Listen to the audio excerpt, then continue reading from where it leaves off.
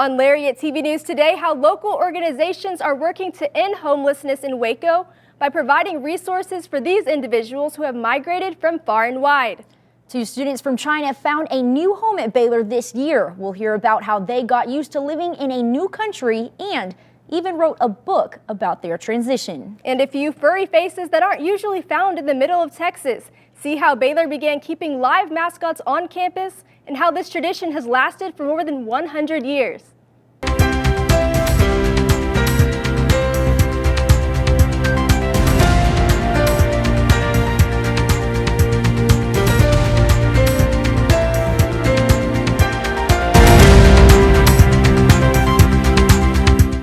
Good afternoon and welcome to Lariat TV News today. I'm Elizabeth Tharp. And I'm Kennedy Dendy. Thanks for joining us today. We're bringing you a special edition of our newscast as a part of the Global News Relay. This event brings together students from universities all across the globe in a newscast focused on various forms of migration in one's community.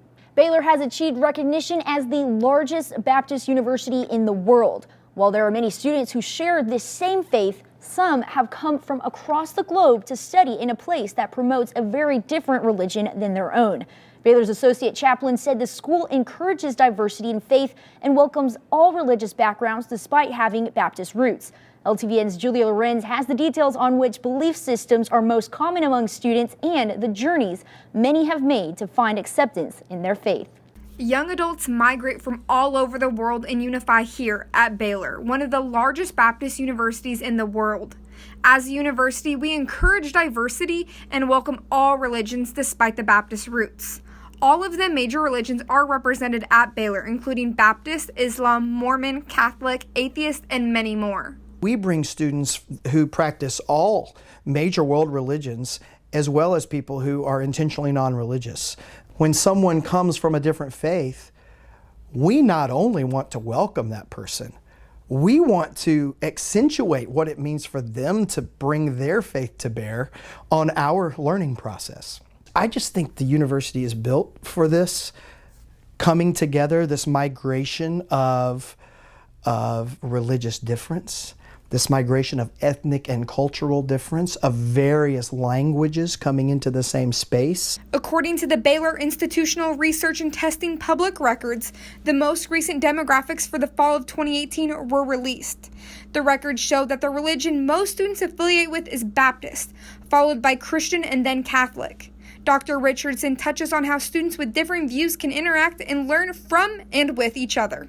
It is important that we respect one another enough to listen and engage in civil dialogue.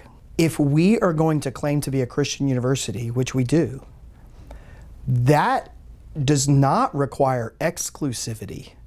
It requires radical inclusivity.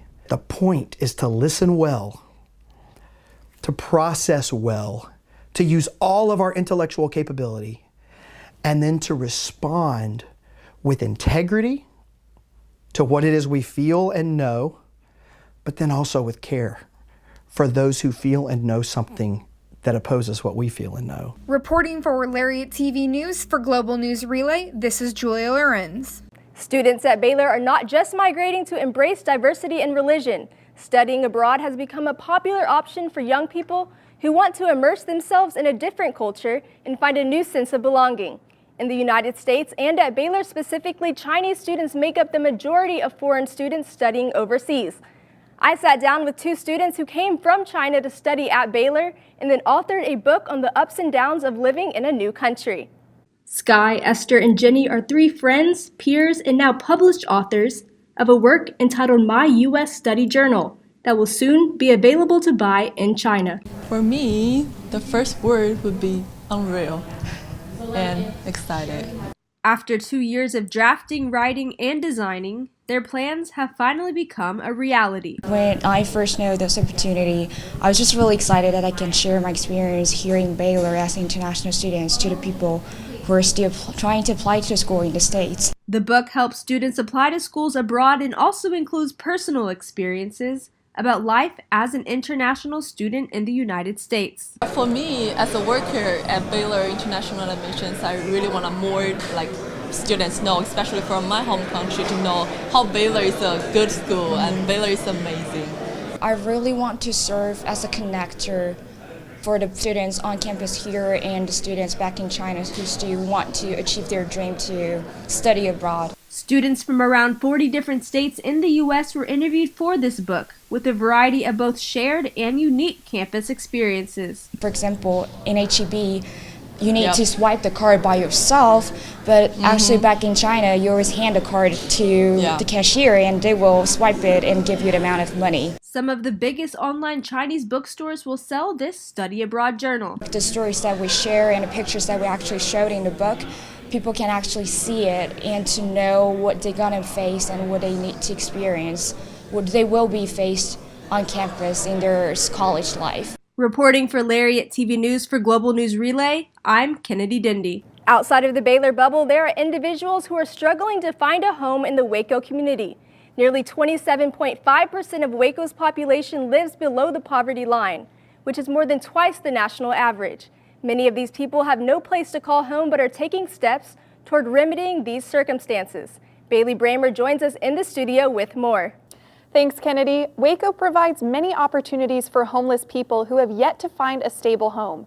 These men, women, and even children often come to the local Salvation Army in search of food and shelter, as well as other organizations such as Mission Waco or The Cove. LTVN's Mackenzie Oviatt shares with us the story of a few homeless people and how the Waco community has helped establish them and move toward migrating to a permanent residence. Waco has one of the highest poverty rates in the state of Texas. The poverty rate is now at 27.5%. Many organizations such as Salvation Army and Mission Waco have stepped forward to meet the needs of the people.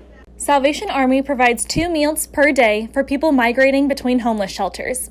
I spoke with Sarah and Mike, who have utilized Salvation Army's resources as they try to find a permanent home in Waco. I'm still trying to keep going. I've actually, resided here to get some help from, from different resources like here, the Wire Center, things of that nature. But I've gotten progress actually out of this place. So that motivation, not just for shelter or, for financial, from a financial standpoint. The help is here. As long as you just move forward and look for it. I've been here 6 years. And I got to a point about a couple of months ago. I got my check and everything. I'm doing all right. It's awesome though. I thought I was going to go back to the valley, but I like it. I'm going to stay here. Thankfully, the poverty rate has dwindled. A decade ago, 600 people were on the streets, and now, with the new housing developments, less than 300 people migrate between shelters. For Lariat TV News for Global News Relay, I'm Mackenzie Oviatt. Homeless individuals in Waco only need to travel a short distance to find shelter and assistance. Another group, however, migrates from all across the country to one specific landmark in downtown Waco. Thousands of tourists visit Chip and Joanna Gaines' Magnolia Market every day. These stars from the popular TV show Fixer Upper are Baylor alumni and have transformed the silos located in the heart of downtown into one of the most popular road trip stops in the country.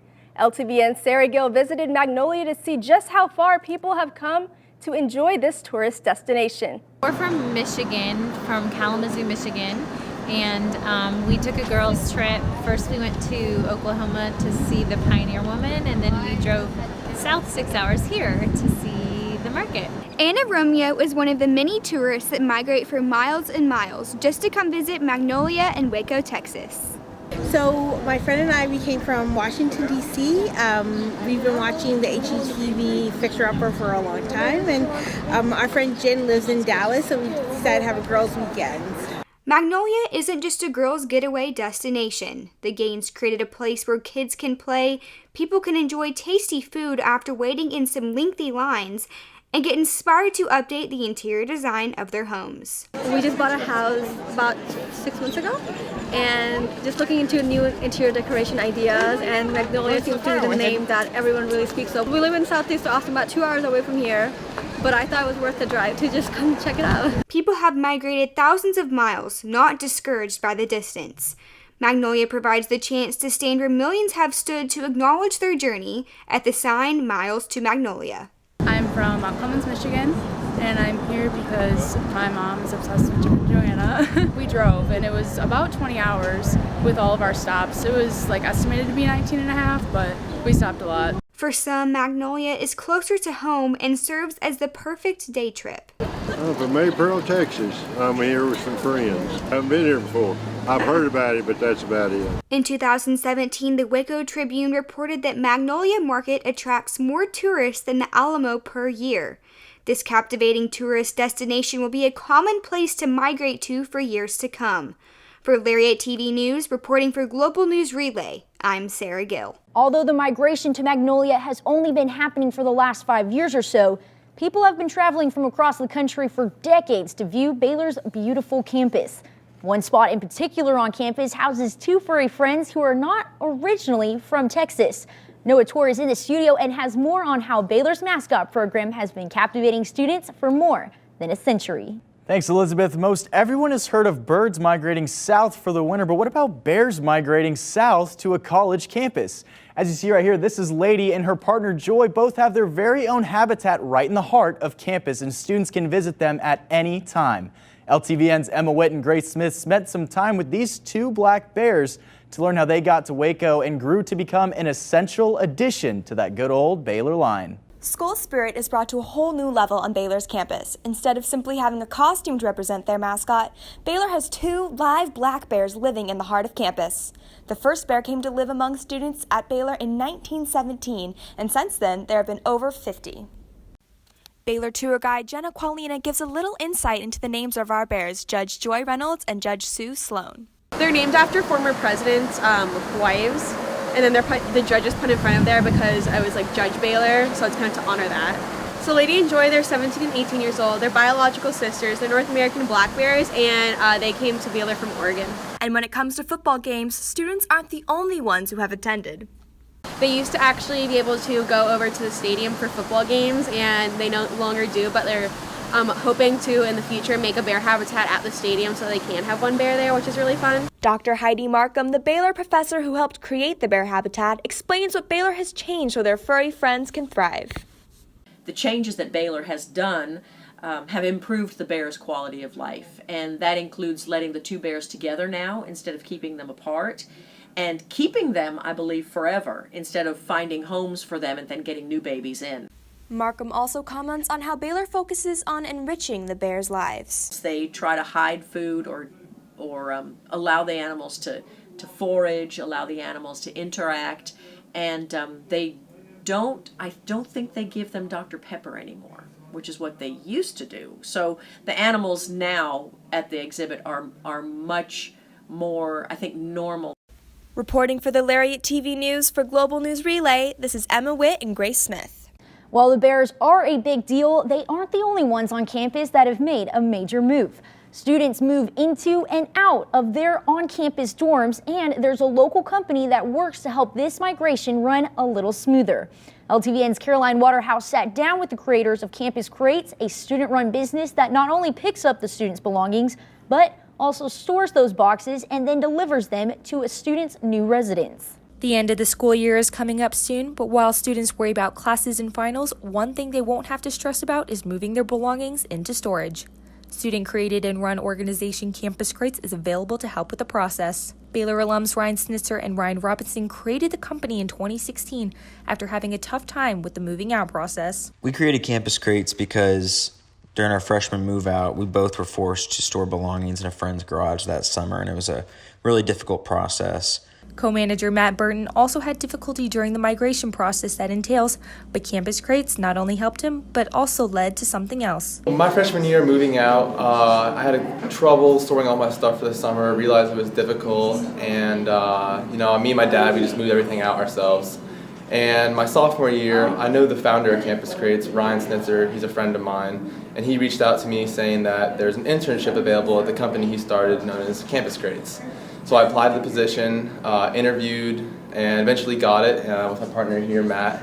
And we're now the managers here, and we run the operations and marketing and sales and all that, and we're both full-time students. The company recently merged with UPS and now offers students who are struggling with the chaos of moving out some ease. So we believe that merged relationship with the UPS store has best offered summer storage, moving, and our ship to school service, which is pretty cool about campus crates. We allow students to ship us their belongings, we store it for the summer, and we bring it right back to them in the fall when they get there. So this is really great for incoming freshman students when they're moving to Baylor. Having a company such as Campus Crates not only helps the students they service, but also the rest of the community during this hectic college migration process. Campus Crates does offer a service, as you mentioned, delivering stuff to students' dorms. It definitely cuts down foot traffic inside the dorms as well, less cars parked in front of the buildings, less chaos, more elevator space, and usually makes the whole process a little more streamlined and makes it a lot less anxious. Students are a lot less anxious and kind of worried about their items when it's just super easy and it's right there in their dorm. Campus Crates also provides parents a sense of relief knowing their children are being taken care of during this hard time. And regardless of whether the parents are coming or not, you don't want to do that heavy lifting. So a lot of parents find it to be a really great service, and during final exams, it's the last thing the students want to be worried about is moving out. Reporting for Lariat TV News for Global News Relay, I'm Caroline Waterhouse. That's it for this special edition of Lariat TV News Today. Thanks for joining us, and we'll see you next time.